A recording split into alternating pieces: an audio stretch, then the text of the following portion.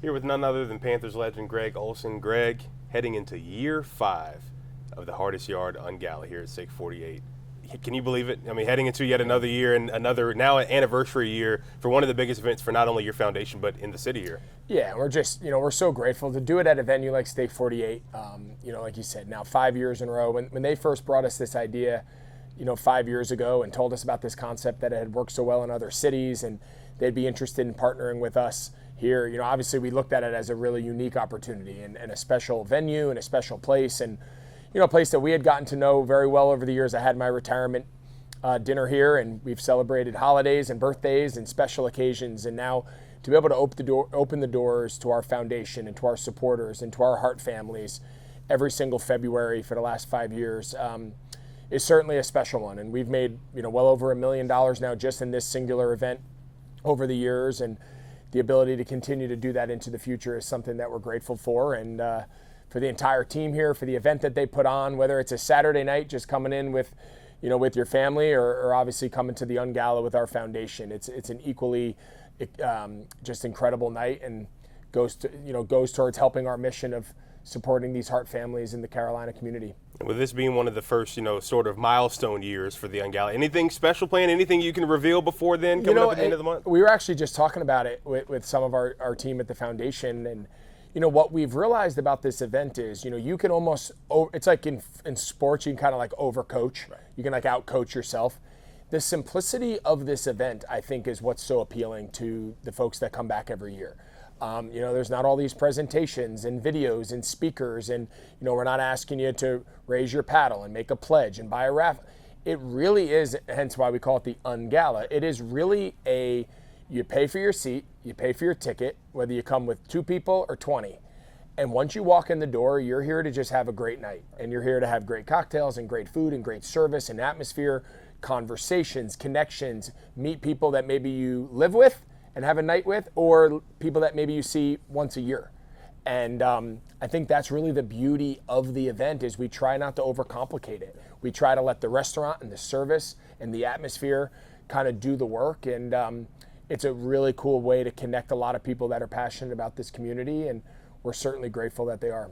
You mentioned more than $1 million raised off this event alone, in addition to all the other things that your charity has going on. Just to have that support from the community, former teammates, other big names around the city, how much does that mean to you and your family, especially with your journey over the past decade? Yeah, it's the only way that this works. You can throw on the best events and throw the best charity events or parties or golf outings or whatever you want to do. But if people don't show up, it doesn't matter. And, from the beginning, people have always shown up. And for that, we are constantly reminded every year how grateful we are. We don't take it for granted. We know we're asking a lot of people. There's a lot of ways to spend your money in this town. There's a lot of very admirable causes that you can get behind. And people continue to support us and what it's allowed us to do and grow in our programming and our facilities and the different programs that we've been able to fund and bring to the Carolinas we're very proud of. And it's made a very big impact on the medical community and specifically the heart community of the Carolinas. So we're going to continue to throw these events until people tell us they're tired of coming. And I don't think anyone gets tired of coming here, thankfully. Always a special event, and even during the season, you being able to reconnect with Bryson Troop as well, Yep. A guy that you have a long-standing relationship with. Just take me through that moment and how special that was as it ties into everything you guys have. Yeah, it was awesome. Bryson's a young boy. Well, I guess not that young. He's still young, teenager. We first met because him and TJ were in very similar kind of journeys at different times, and they met as young babies in the hospital and just kind of passing in and out. One of us would be coming into the ICU, one would be leaving, awaiting surgery, recovering from surgeries. And then they also, both boys were in the hospital together awaiting their heart transplant. So we have a lot of long nights, a lot of moments in the hospitals together. And then for the team to, treat him to that trip to Lambeau Field, and obviously the Panthers won, and he was, just on top of the world, and got to host him in the broadcast booth, and Fox was awesome to him. So it was a really special trip, and for him to be able to experience that with his family was something that we'll always remember. Looking at the growth over the past 5 years, what do you envision for the next 5 for not only this event, but your foundation as a whole? Yeah, I think that's the balance that we're always trying to find is how do we expand our reach, but also not, kind of water down our impact. And, we try to have a big impact on as many people, not a small impact on as many people. So being able to continue to fundraise, being able to continue to expand our reach. We're now in South Carolina with our second facility down at MUSC Children's Hospital in Charleston, which has been a big expansion for our program that we're proud of. And, again, where exactly the future holds, we typically let the centers and the specialists kind of drive some of that growth. And whether that's building new heart center facilities, or whether that's bringing in the new neurodevelopment clinic or new inpatient or outpatient services. Typically when there's a need, the hospital system lets us know, and so far we've been very fortunate that we've been able to meet that need. Shifting to football, the Carolina Panthers, a team that you know very well, a team that you played for, brought a lot of joy back to the community, winning the NFC South, getting back into the playoffs. Just from a 30,000-foot view perspective, what did you see, out of this season as far as the growth of this team? Because last year when we talked, we saw them come off a strong finish in 2024. Now being able to have a tangible result, what did you see over the course of this season? Yeah, I think incredible growth again. And I think you just have to feel good for everybody involved, from Dave Canales and Dan Morgan and the team that they've put together and assembled with their staff, for Dave Tepper and the journey that the team's been on since he's bought the team, and to have that moment, that home playoff game and that crowd. I was up there in the booth calling him, and that's as good of a crowd at an NFL game as I've seen anywhere in a long time. And you could tell the city was craving it. You could tell the community had waited a long time for a moment like that. And then, for the players, for the Bryce Youngs of the world and everything they've been through and the ups and downs. So you just can't help but feel good for everybody associated right now. The city is on fire. The sports right now in Charlotte, the Hornets, we're picking up. Right. The Hornets are fun to watch. It's a good time to be a sports fan in Carolina. You mentioned Bryce, just looking at his growth in particular, because obviously went through a lot in year two. Last year there were a lot of ups and downs when you think about obviously the wins and losses. It seemed every other week, but still a guy that showed that he can be the future of this franchise. What did you see as far as his growth and really that marriage between him and Dave Canales? Yeah, I thought, I think at certain parts of the season, maybe a little up and down, and I don't think that was necessarily just Bryce as much as just the overall team. But, I think my last impression of him was that playoff game against a really good Rams team.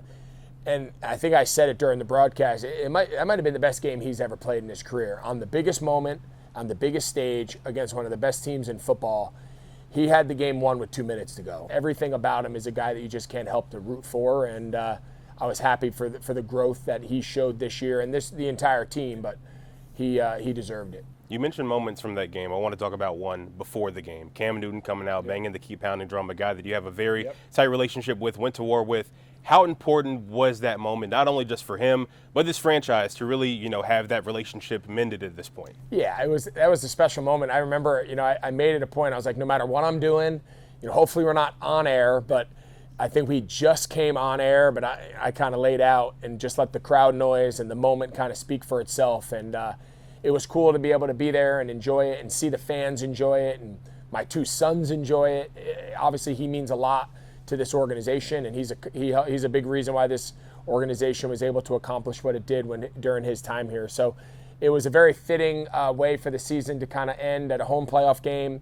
Cam banging the drum, a lot of the guys in the stadium enjoying the moment and reconnecting, and I certainly was glad that I was a part of it. Looking at this version of the team, too, a really strong rookie class. You had everybody from top to bottom, whether it was T-Mac or Nick Scott, and you even had an undrafted rookie kicker that made a number of game-winning field goals. Just to have a strong, youth movement, how important is that for this franchise moving forward? Because like you guys did in 2014, winning the division with the losing record, obviously going 15-1 the next season, still time will tell if they can do the same thing. But just to have that youth movement here, how beneficial is that? Yeah, and Dan's ability to continue to draft well will be a big reason for future success. And, you named a bunch of guys that he hit on this year. And when you look back at our good years, a lot of our best players were all homegrown talent, right? The Thomas Davises, the Ryan Khalils, Steve Smith, Cam Newton, Luke Kuechly, Jonathan Stewart. I mean, we can go on and on. Charles John. I mean, you can go on and on.